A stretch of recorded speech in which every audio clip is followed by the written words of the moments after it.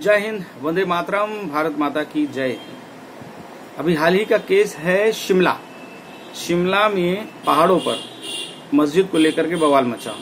क्षेत्रीय लोगों का कहना है कि जो मस्जिद बन रही है वो अवैध है और वहां पे बाहर से लाए जा रहे हैं रोहिंग्या मुसलमान और घुसपैठियों को बसाने का काम मस्जिद के लोगों द्वारा किया जा रहा है, तमाम मुस्लिम संगठन द्वारा किया जा रहा है। इसको लेकर के कल विरोध यात्रा भी शिमला में हिंदू संगठनों द्वारा, तमाम संगठनों द्वारा निकाली गई, जिसमें मांग की गई इस मस्जिद को डिमोलिश की जाए और यहाँ की डेमोग्राफी चेंज करने के लिए एक बहुत बड़ी साजिश रची जा रही है।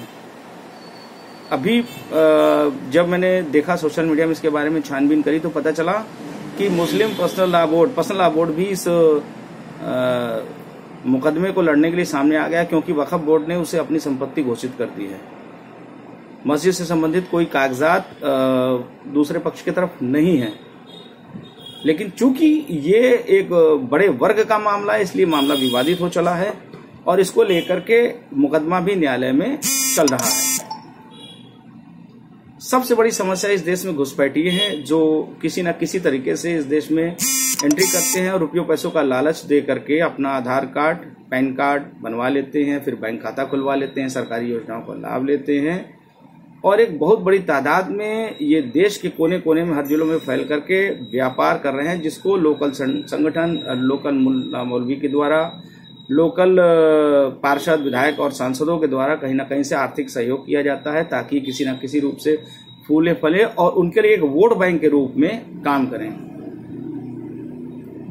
2010 अक्टूबर के दौरान आधार का काम शुरू हुआ, 2011 में थोड़ा सा तेज हुआ और 2013, 14, 15 के दौरान ये काम पीक पे था।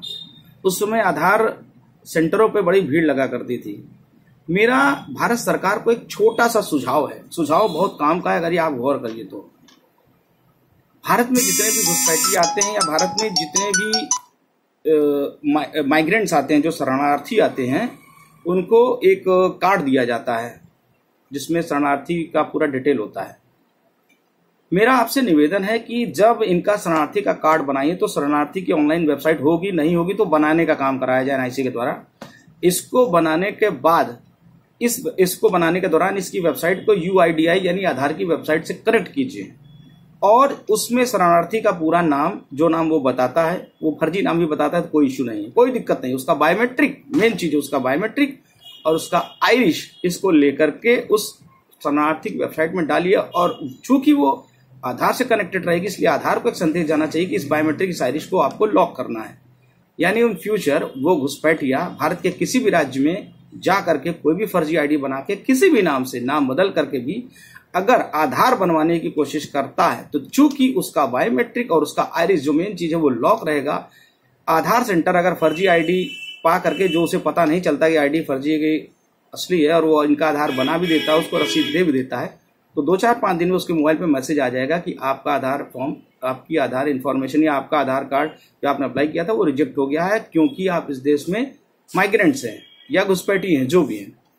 ये एक सटीक और एक मात्र उपाय है जिससे आप घुसपैठियों के आधार बनने को रोक सकते हैं। तो ये वीडियो को वायरल कीजिएगा, सरकार तक ये सूचना पहुंचाने का काम कीजिए। माइग्रेंट्स को इस देश में आधार बनवाने का अधिकार नहीं है। कहीं ना कहीं से माइग्रेंट्स इस देश में लाखों करोड़ की संख्या में या करोड़ों की संख्या में रह रहे हैं और उसको तमाम राजनीतिक दल के द्वारा संरक्षण, दाना पानी, राशन दिया जा रहा है। इसको रोकने का काम हम कर सकते हैं। वो इस देश के नागरिक नहीं हो सकते जब तक उनका आधार नहीं बनेगा।